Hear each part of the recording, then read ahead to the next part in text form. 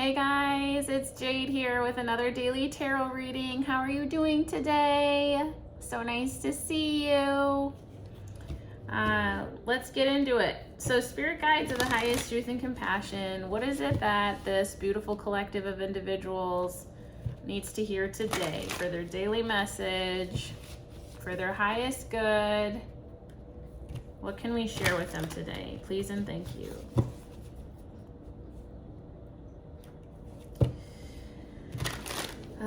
Some of the messages I got before this were ask and you shall receive. So I'm not sure if you're feeling like I just got grasping at straws, but just know that if you set the intention to unblock whatever feels blocked, and if you pay attention, soon you will receive. It's kind of what I'm getting.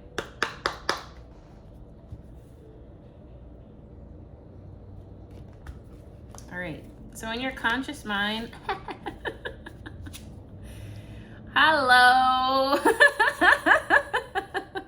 What's up, team? We're in alignment today. We got the King of Pentacles in your conscious. I just talked about this yesterday, how I said that if I see the King of Pentacles now in this spread, it just means that I'm finding a community of people that understands the message that I have to share. So if this resonates, if these messages are resonating with you in any way, shape, or form, please like, share, comment, subscribe, please. It helps the channel, and I'm just so excited that you're here. So in your unconscious, you have the Six of Cups. I feel like we've been getting that a lot lately, returning to inner child work. Generosity I'm getting today, actually. Spreading unconditional love, the desire to embody unconditional love, the desire to love on ourselves, the desire to love on the people that we care about. That's what I'm getting with this card, is very like symbiotic co-creation energy. I just saw 222, togetherness. That must be a part of this message. Overall energy is the Six of Wands, okay? I didn't show you this one, sorry. So we got Six of Cups. This is what I just spoke about. Overall energy is the Six of Wands. We're celebrating something today, you guys. Yay! That's exciting. Oh, I just zoomed into this little baby. So maybe some of you have just recently had a baby. Congratulations, if so. And in general, though, I'm just getting celebrating being together. Celebrating being together. So I'm not sure if you're gathering with people right now for any particular celebration, or if you're just feeling really in community with where you are. That is fantastic news. I'm going to set aside, it looks like there's two for advice. Bottom of the deck energy was Eight of Cups and the World. So leaving behind things that no longer serve, closing out cycles. So that makes sense to me why the overall energy is victory, is because we are closing out cycles, leaving some crap behind that we don't need in our lives anymore. I know, excuse me, I'm leaving behind the sinus infection, I'll tell you that much. Getting better there. But I was doing some reflecting today, and in general, I'm leaving behind old ways of thinking that really just don't serve me. I recently moved to a new place, and this place reminds me a lot of where I grew up. I grew up in Florida for a long period of my life. And this place reminds me a little bit of Florida. And in Florida, while there were some great memories, there were also some not so great memories. And now as a 30-something-year-old woman, having lived in a northern state for a really long time, coming back to a more southern state, it kind of just brought up a lot of memories from being a kid that just weren't very pleasant. And I somehow allowed that to project into my energy right now. And I mean, I caught it kind of early, I would think. I haven't even been here a month yet, so whoo, celebrating. But I guess I know I'm letting go of old mentalities. I don't know about you guys. I like to provide like an example, you know, because sometimes it's like, you know, we say we got to let go of things. It's like, well, what are we letting go of? You know, sometimes I think it can get really like, we could get really in our heads, like, I got to let go of something really big. And sometimes it's just a perspective shift, a mentality, thought pattern, you know, and that leads to really big things in our lives. So I guess I just figured I'd share. And if you want to share what you're letting go of, put it in the comments. I'd love to hear about it. All right, you know what? So I was going to use this cat tarot as my confirmation, and my son likes, this is kind of his deck that I let him play with. The cards are a hot mess. So you know what? I'm just going to shuffle with them the way they are. And if they come out upside down, maybe there's a message for us today, okay? That's the message I'm getting. So that's big news. Big news. It sounds like we've been doing some really hard work. So, yeah, good job. Good job. Spirit guides of the highest truth and compassion. What clarification can we provide the collective today, if any? It sounds like, I mean, what do we need to pay attention to? What do we need to talk about? Here we go. I'm pulling one. I'm going to pull one for every. Okay, so you got the Knight of Pentacles below on this one. And you have the Eight of Swords. So kitty cats. This is the Eight of Swords. Kind of all tied up in toilet paper. Though this Eight of Swords, you know, like, so... You know, when kitty cats are like this, they're kind of just like so excited. They're just like, I got like something that reminds me of killing prey and I'm just so excited. And it's kind of like being like stuck in kind of a little bit of mania energy, like we talked about yesterday with Mr. Toad. So that's interesting energy. And then Knight of Pentacles. Knight of Pentacles. And so with the Knight of Pentacles, you know, I was just doing some reading today on the Knight of Pentacles, and in the Rider-Waite Coleman deck, the Knight is stationary. He's holding out a pentacle and he's looking over it. And I was doing some reading in this. This is a really great book, by the way. Rachel Pollack, A Tarot Journey to Self-Awareness, 78 Degrees of Wisdom. And in it, she says that the Knight is looking over the pentacle, and it's almost like they're looking so far ahead into the future of what they're trying to build that they aren't seeing what's right in front of them, the resources that they have in front of them, and just creating from pure joy, okay? And so it's kind of funny because this is a cat sitting on a chair. And so this cat's like, I deserve a seat at this table. And I see my human having some cereal, and I would like my cereal, please. Can I please have my cereal? And so I guess it's expectant energy, right? This cat is expecting something, and maybe there's a message in that. Do you have expectations at this time? Do you have expectations about something? All right, let me turn this over then. So with the King of Pentacles, we have the Page of Wands. And that's interesting. I was gonna say that's energy. That's weird. This cat is looking at the toy, expecting to chomp on it, right? Expecting to have it. Expecting to... I mean, though they look a little nervous and a little scared, but I think they're just like really in that mania, like locked into the prey, and just like, oh my God, I need it, right? And in the unconscious, we have judgment. Judgment.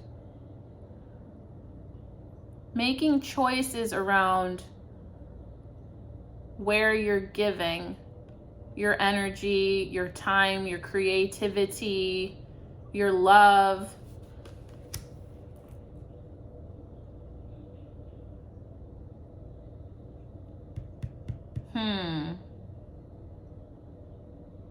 And what's funny is in this card, the cat has the feather underneath their paw. And so instead of being kind of in this mania, the cat is very confident and assured in what they know and their decision and what they're gonna go after. And what it's telling me is that if it's what lights your soul on fire, if it's what brings you that feeling of enjoyment and being in like a flow state and not really caring so much about the outcome, more so just about the process, I think that's where we want to be. And with your overall energy, the Six of Wands, we have the Ten of Swords, which is ending, which is the death of something old and outdated, right? Moving away from something, closing out cycles. We're celebrating the death of something old and outdated, kind of like what I was just talking about, my little example that I gave. So let's see what your advice card is. It sounds like there's some expectant energy in your unconscious. You really want to feel good about where you're giving and receiving energy, and confident and self-assured. What is the advice here? We have the Knight of Wands, the Eight of Swords, right? So that's the second time we've gotten the Eight of Swords, and an upside down Seven of Wands. Okay, so let me just see here. So the Knight of Wands, the advice is to act on something. All right, I'm definitely getting that. To act on whatever it is you have your eyes on is what I'm getting. The advice, though, with the Eight of Swords.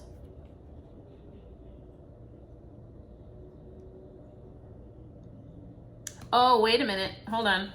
So these two came together. Excuse me. These two came together. So perhaps we actually need to take action, but we need to temper our action, not be so impulsive. We need to be able to,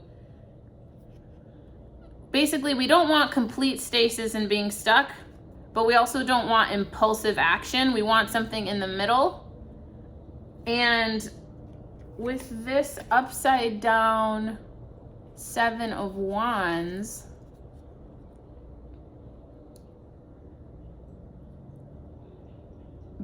oh, you know, the message I just got is being willing to let some expectations go. Like, so the Seven of Wands traditionally is more of a card of kind of having to defend what's yours, having to like have the high ground in a situation. And that's actually what it's calling upon, having the high ground in the situation. And instead of really yearning, like, I want it so bad, more like, well, what do I have in front of me? And what's actually important to me? And, you know, what am I willing to let go of? Where am I willing to focus my energy more on the things that actually matter to me versus just having a bunch of stuff, you know? And it's funny because we do have this also in our conscious mind. Well, let's see if there's any wisdom of the Oracle deck. I feel like this is a quick one today, you guys. Maybe dream and wisdom of the Oracle, because I do feel like there's an energy here of working hard at something, like for your dreams. And I know we've been talking about that a lot.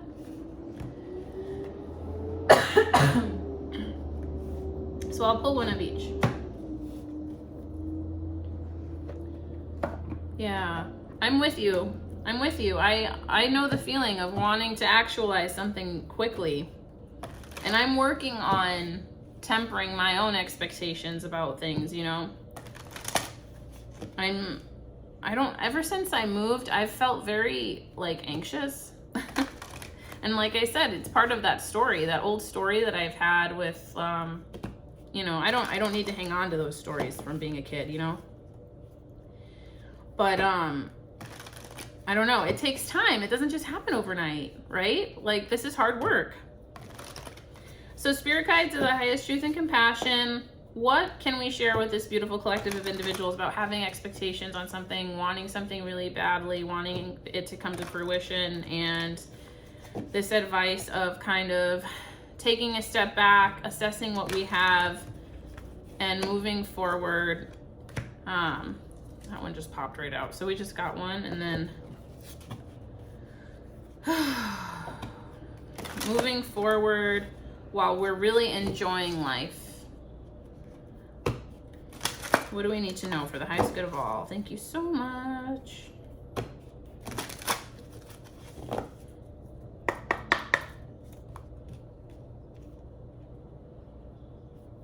Okay, my hand is getting, this one's, oh wow, check this out. We got elevator, rise above, kind of like this kitty cat, rise above. We got elevator, and we got exchanging gifts, the number 27. Whenever I see the number 27, I think of the truth. I see the number 27 a lot lately. And it's like, well, it usually comes when it's a sign or synchronicity for me that right now, at least, that I'm moving in the right direction. So I wonder if there are signs and synchronicities like that for you too. I'm sure there are if you're here. I'm sure there are. So elevator. Elevator.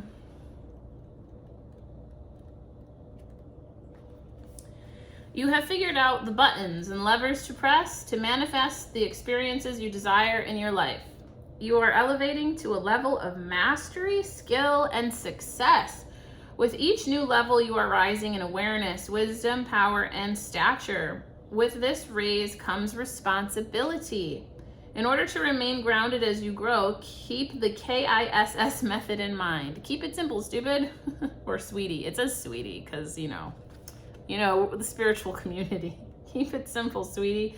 Some people sabotage their success at this point because they fear it may be lonely at the top. You can avoid this scenario by allowing, as I am lifted, all are lifted to be your mantra. Nice.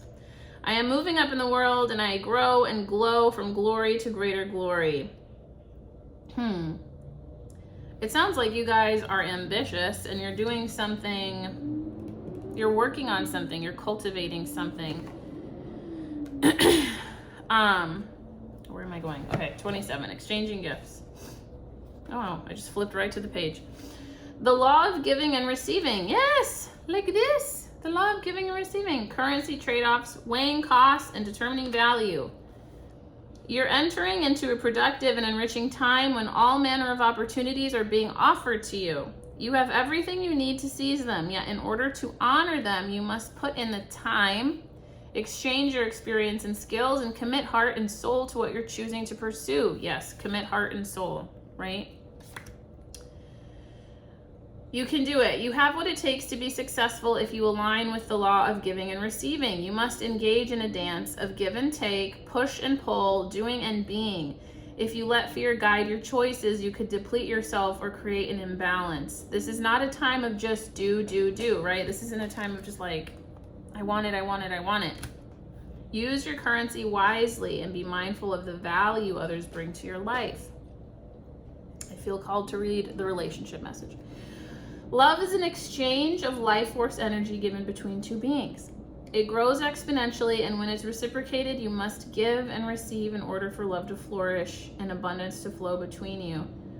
Spirit wants you to start accepting all the blessings waiting for you, as well as offer the same gift in return. Open your heart and allow it to be filled. Let love in and let it flow out of you too. Love is truly yours today. Well, I feel like this is a very big message today about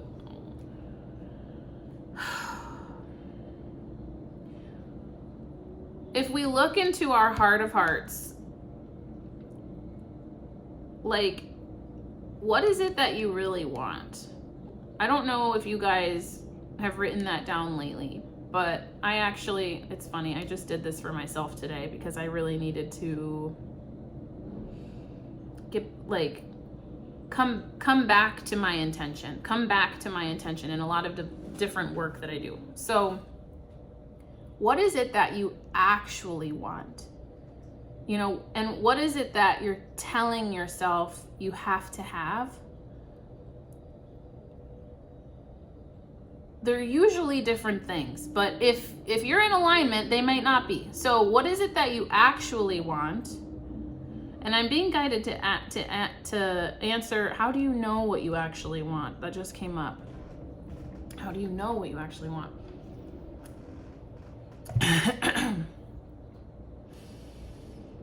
Oh, that's a good way to start. So when I am looking at beginning something new,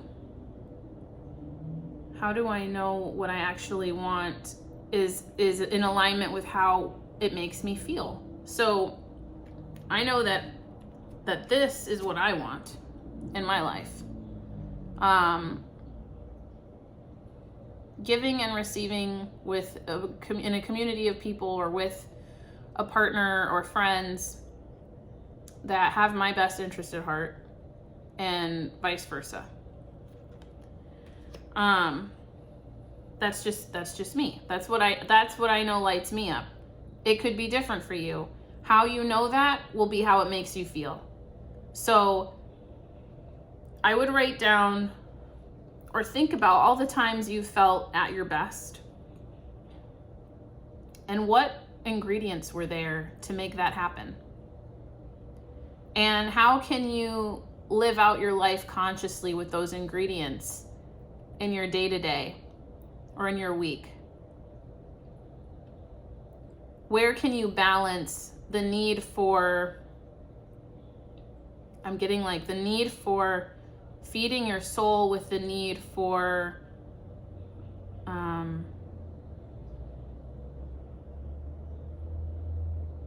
living in your reality? Because sometimes they have to be two different things sometimes. The only way to align your truest desires with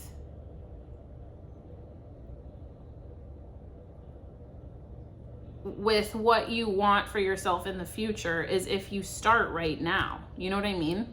So even if you can't put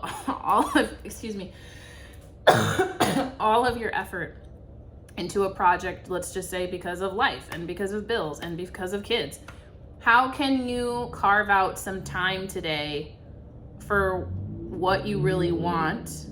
Even especially if it leads to like a future, it could be a future career, a future job. How can you carve out some time today to put some energy into the future that you're dreaming about for yourself? Is kind of what I'm getting.